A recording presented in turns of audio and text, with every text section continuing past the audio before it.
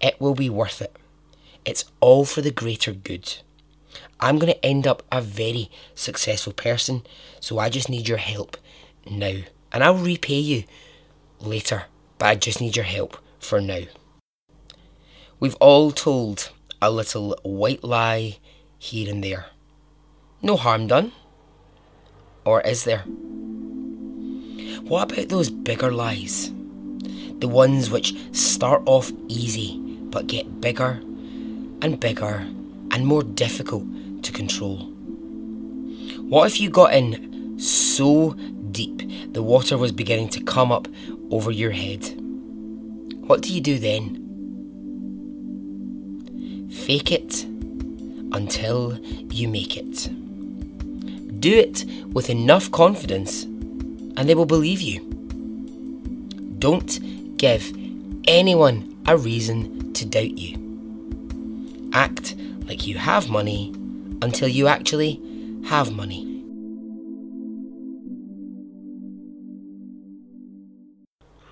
Anna wants to attend a meeting in Omaha that happens annually and is for the very elite rich, the Bill Gates, etc. of the world. Now, Miss Delvey decides she is not going to fly regular air travel like you and I, mere mortals. Oh no. Instead, she arrives in Omaha in a private jet, costing $40,000. There is a picture on her Instagram of her on the runway with the plane in the background. How in the hell is she making that happen? Well, she's pulling the old, I'll send a wire transfer from Germany and it will be paid for. The jet company are a bit like, well, it's not really good enough. Like, we need some money up front. But what she does is she starts name dropping people who are attending the fancy meeting. And the combination of saying that the money will come through and the names that she's dropping, well, it seems to work. And she gets the flight. The airline will never see a penny of the 40,000 that they put up to fly Anna to a meeting in Omaha. Her next move will be the one where it all starts to tumble down, although she doesn't see it coming.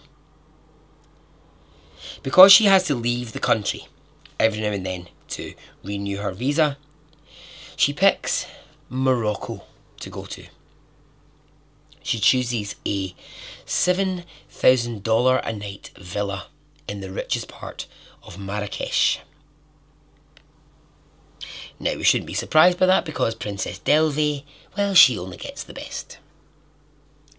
She offers to take with her the following people: Neff, the concierge at the Howard 11, Rachel, her photo editor friend, her personal trainer, and she also gets Rachel to bring along a video artist who can document Anna on the trip. Get some online footage for her Anna Delvey Foundation website. So Neff says, well, she can't go because she has to work. To which Anna replies, just quit. Just leave your job. Yeah, alright, chill out.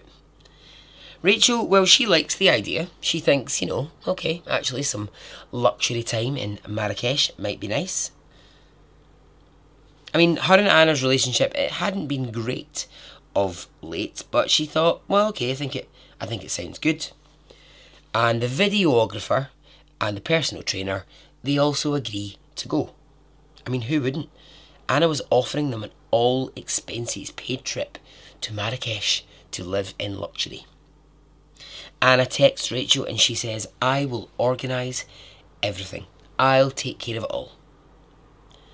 But time starts to pass and no organisation appears. There's no flight dates, no asking for passport numbers, nothing. And the guests are all starting to get just a little bit worried. So they call Rachel.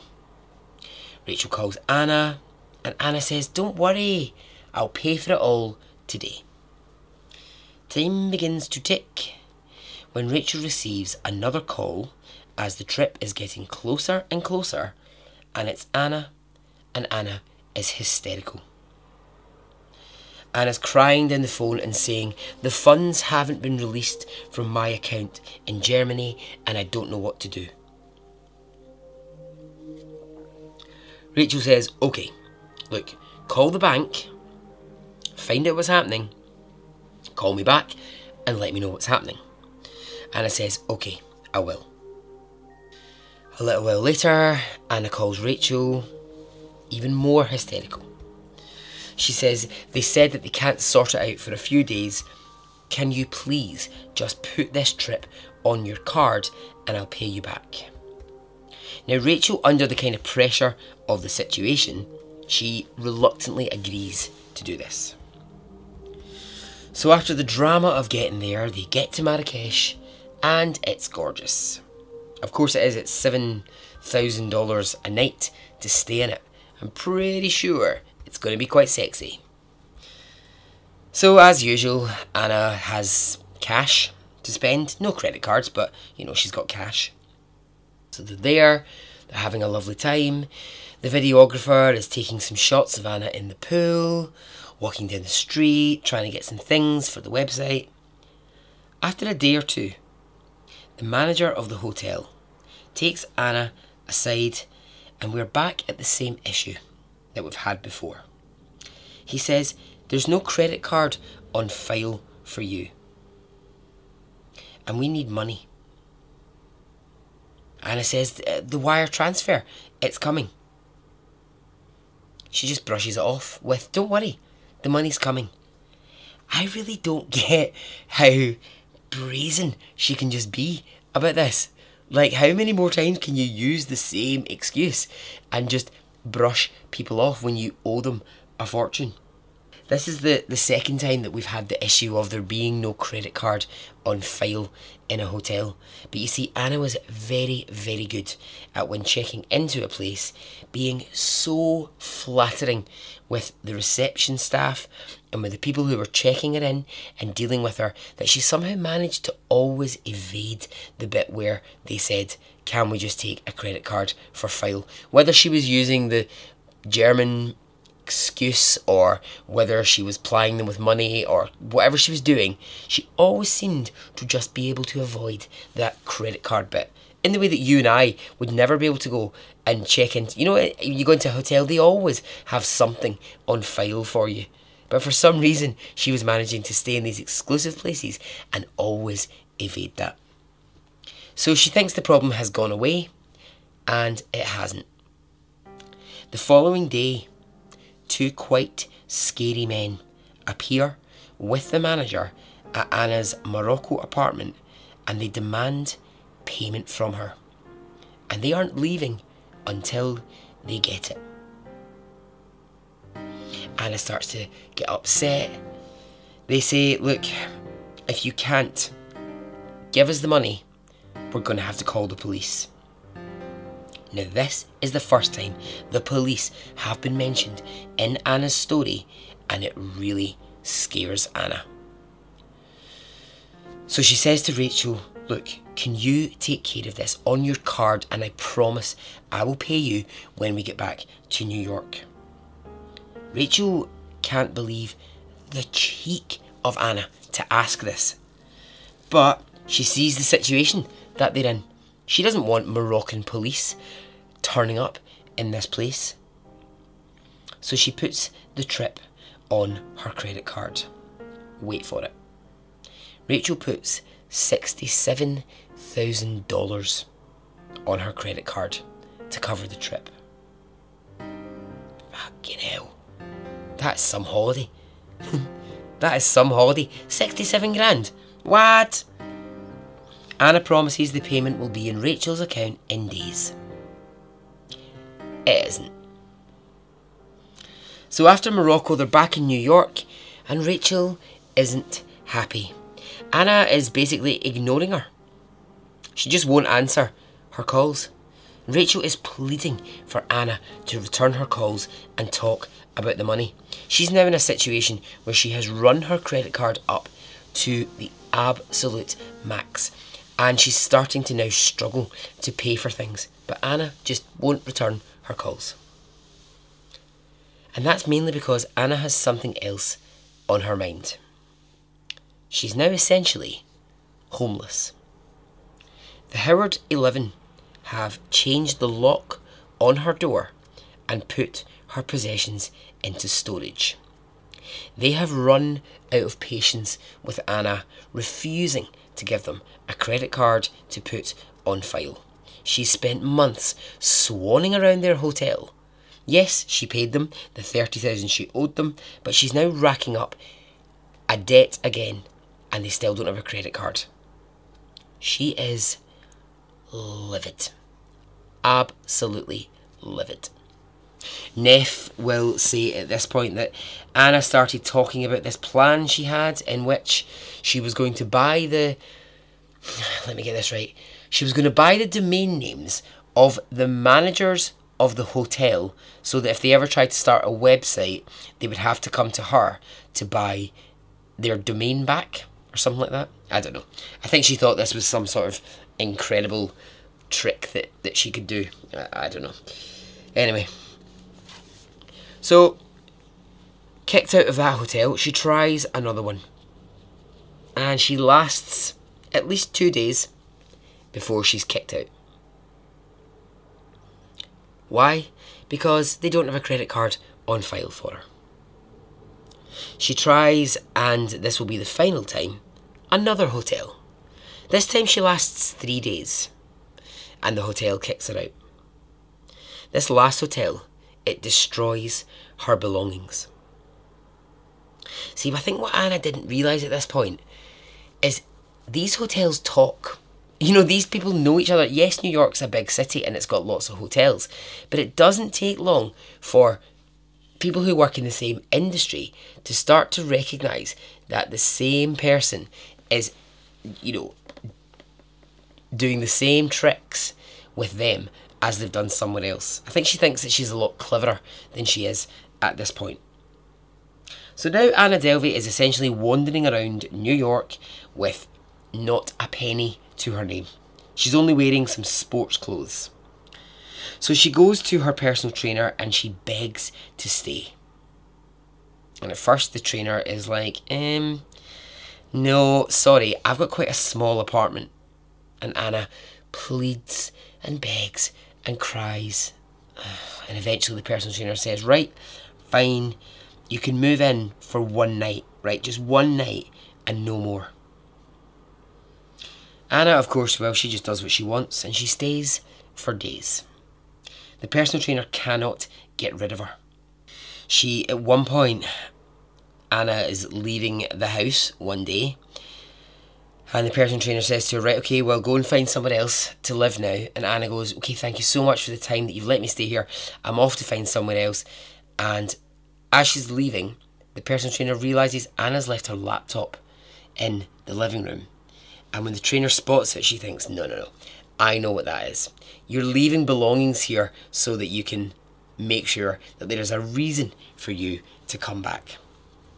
Now, the way that some people do that when they're dating, don't they? They go to like someone's house, you know, if they've been having like a couple of dates, and then they're like, oh, I've accidentally left my jeans at your house. I'll have to come round and get them, or whatever.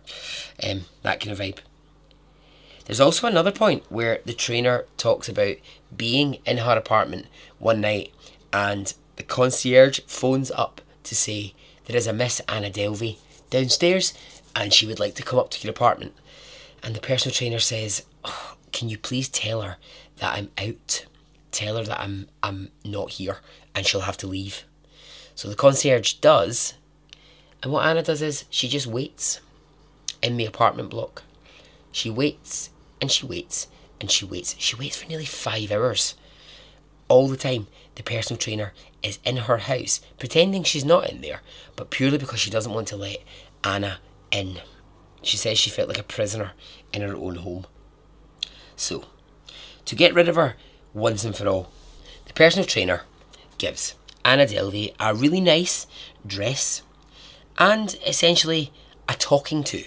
She says to her, get out, get on with your life, get out of mine, basically. But also, you know, you're a strong woman. You can go out there. You can do things. So go out now and make it on your own. So that same day, with the new dress from the trainer, Anna is walking down 5th Avenue when a police car pulls up next to her and a detective jumps out and blocks her path. Anna is completely startled. "Anna Delvey?" the detective says. "Are you Anna Delvey?" "Yes," she replies. The detective says that you are under arrest for outstanding charges and theft of services in 2 different hotels. Anna is completely shaken. She is put into the police car and she's driven to the police station. She's charged with theft of services and then she's released on bail. What's never clear here is who pays Anna's bail.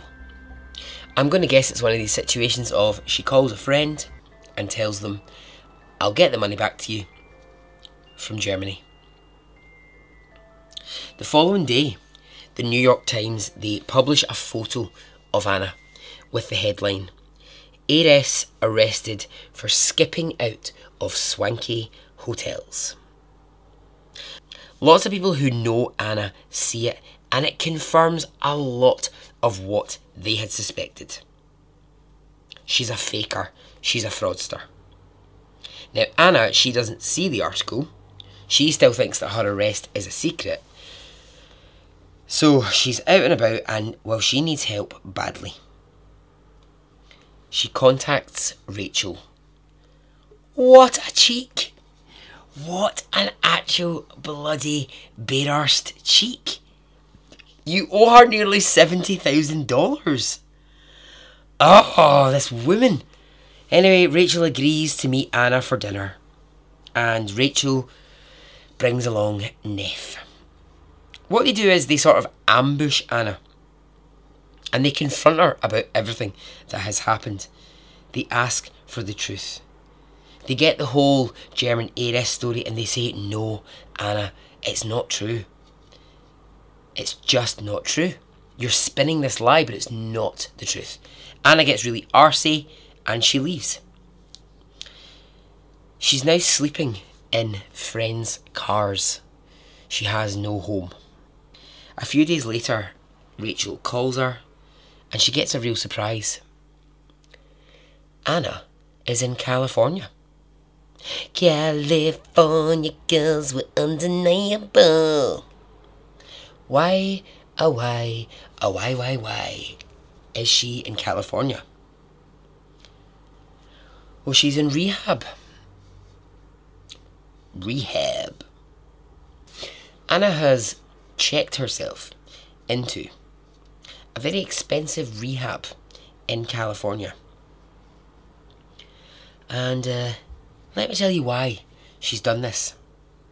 Because Anna was under the impression that rehab is the one place police cannot get you. Because it's against the law for police to enter into rehab and arrest someone.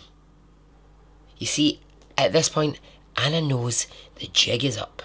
She knows the police will only now find more and more and more information about the money that she owes. So essentially, she's on the run.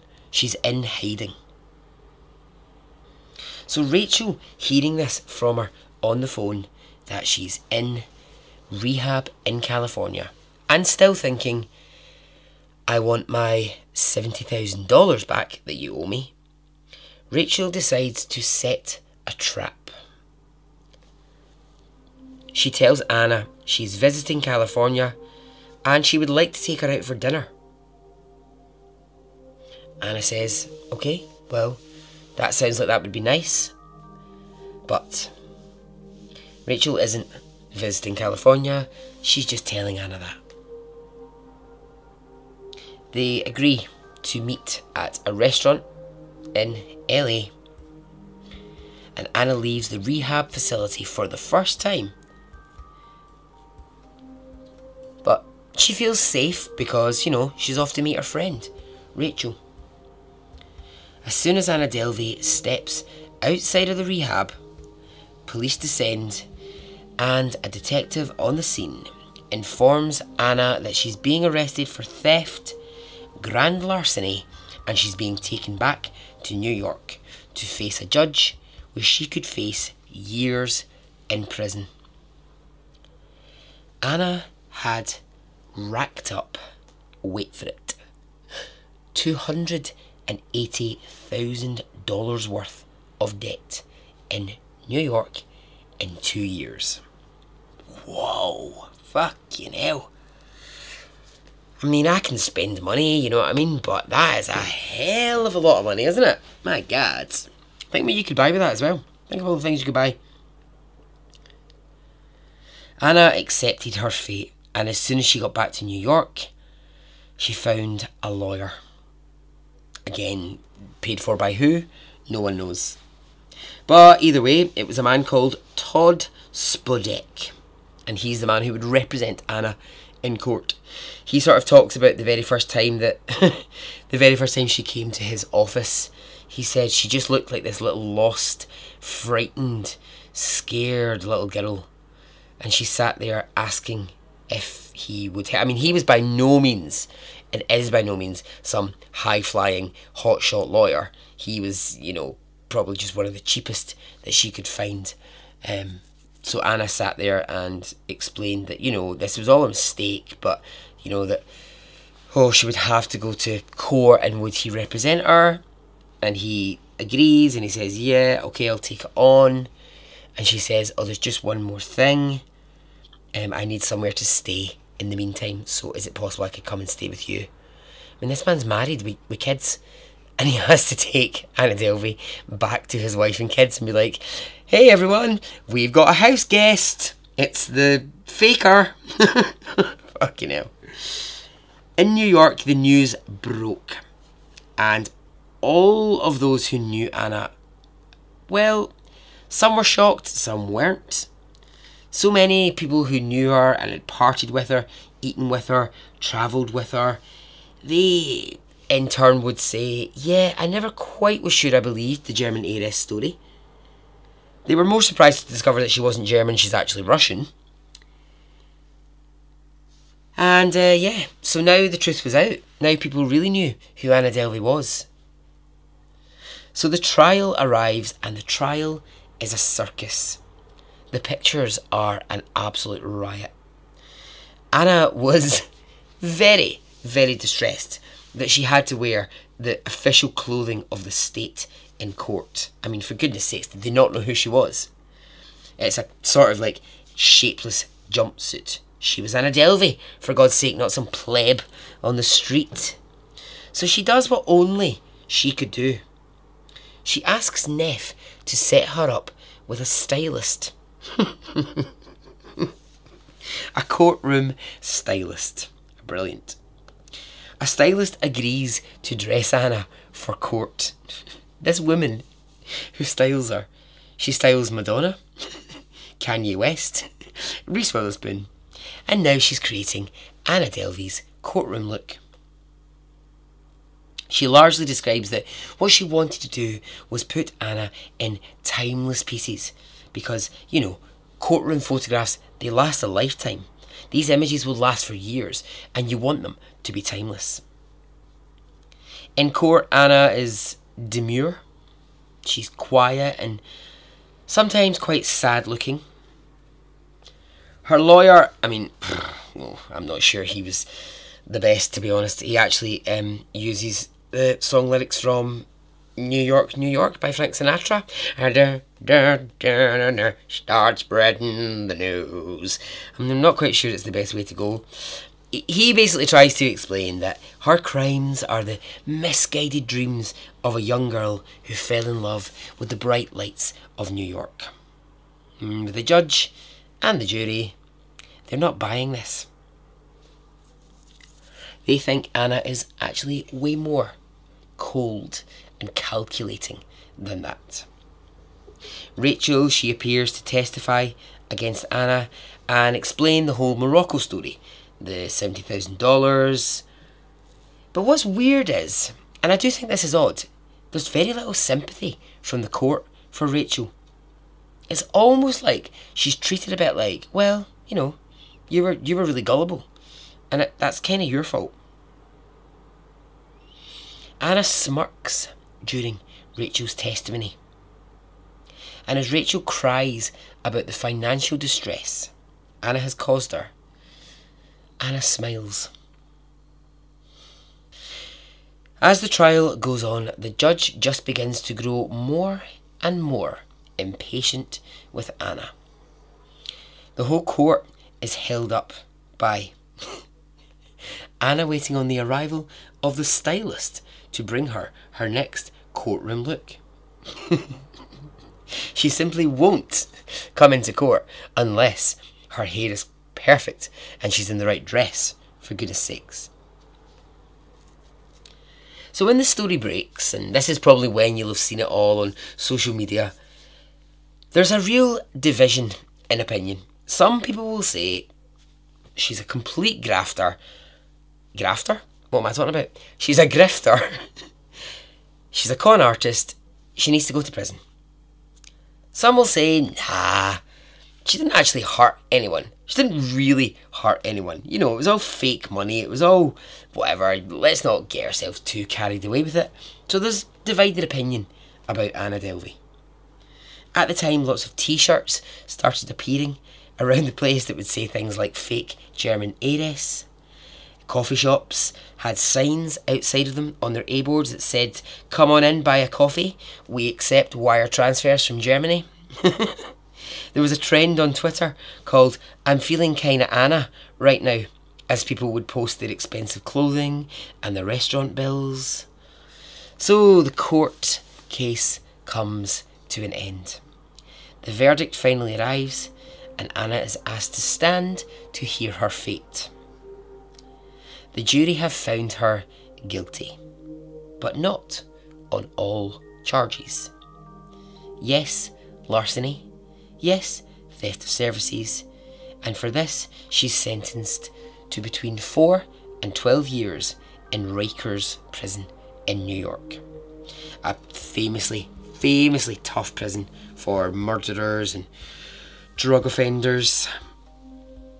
What Anna's let off with in court is the money that she owes to Rachel for Morocco. Rachel is devastated she's left with the bill. I would be too. I would be livid. I would be like, oi, judge, sort it out. How am I left with this money? You've that to me doesn't make any sense. It's like going, yeah, we know that she's a con artist. Yeah, we know that she swindled all these money out of all these other places. But see the 70,000 that she ran up on your credit card? Ah, well, that's your issue. You deal with that. Anna says one thing in court. One sentence before she is led away. And I think this is so telling about Anna Delvey. She says, I apologise for the mistakes I made. And off to prison she goes. What I think's fascinating about that is she doesn't say, I'm sorry for the people that I've hurt. I'm sorry I told lots of lies. I apologise for the mistakes I made. That's vague. That could mean anything. In prison, Anna was quick to give an interview to the New York Times in which she said, I'd be lying if I said I was sorry. If I had the chance to do it all again, I would. Clothing packages of designer clothing and fashion magazines are sent to her in prison by friends. Anna starts to become almost, and has become, almost cult.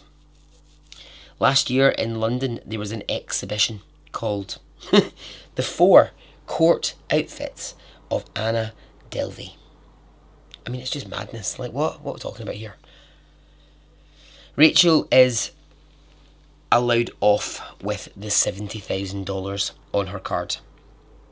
MasterCard are sympathetic to her, having watched the whole trial play out. So what next? Well, Netflix and HBO have both bought the rights to the Anna Delvey story and are planning to make huge series this year based on her story. And we're talking big names involved in who is going to play Anna Delvey, who's going to play Neff, who's going to play Rachel. The Anna Delvey story, it is going to become a thing of legend, and I have no doubt of this. I have no doubt that out of this, she is going to become incredibly famous. I think she will. So I've really, while I've been researching this and looking into it, I keep changing my mind about what I think. Is Anna Delvey an example of a great con artist of modern times? Or was she actually convinced of her dream of opening the Anna Delvey Foundation? And did she really think that would happen? Is she cold, calculating con artist? Or did she actually believe she could make it work? Did she start thinking, this is a bit of fun? But was she also aware that somewhere down the line she was going to get caught? And so did she think to herself, well, do you know what? I might as well go large. Because if I do, there's a chance I'll get fame out of this. Or was she just completely oblivious and unaware of the chaos that she would create? From prison, she will say, yes, I went for expensive dinners and didn't pay for them. But my foundation depended on me taking clients out for dinner. That was all real. And until my loan fell through, the foundation was going to happen. It's back to what I said earlier. If that 25 million had come through from the bank, this would be a very different story. Because had that come through, that foundation could have actually happened.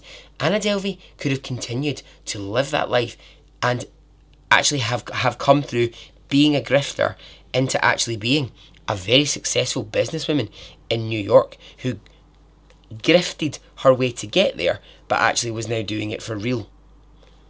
I don't know. Okay, finally, what of her parents? They say they were as shocked as anyone when she was arrested. They'd never heard of the name Delvey. They ask that the story be kept as quiet as possible, as they don't want people in their town to hear of it and recognise the girl as Anna Sorokin. Well, I think when Netflix and HBO decide to do their big massive series, you might run out of luck with that slightly. Her dad will say of Anna, she was difficult, she is difficult.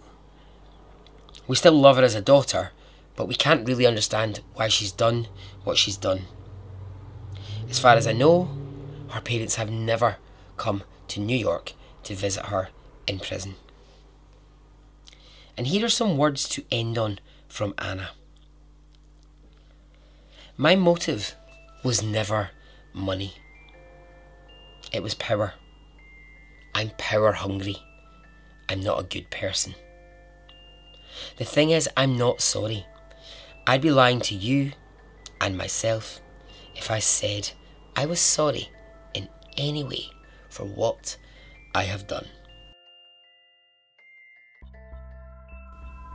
And so ends the story.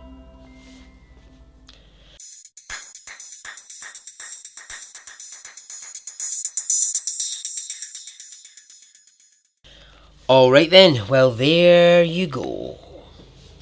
One of the most sort of famous con artist stories in the past few years, and I thought I would kick off 2020 by telling you that one. Alright, well I hope you enjoyed it. Okay, if you want to get in touch, you can join the Facebook group. Drop in, say hello. I'm on Twitter, I'm on Instagram. You can email me, extraordinarystoriespodcast@gmail.com. I love to hear from you. So yeah, hope you enjoyed the story. And I'll be back really soon with the next one. Okay, goodbye.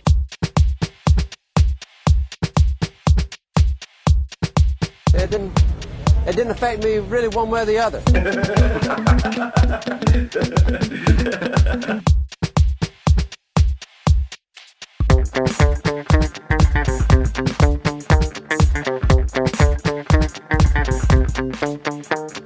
I would imagine from the look on his face,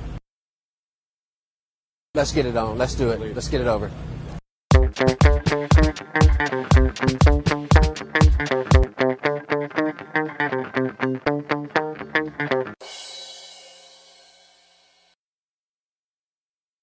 Let's get it on, let's do it, let's get it over.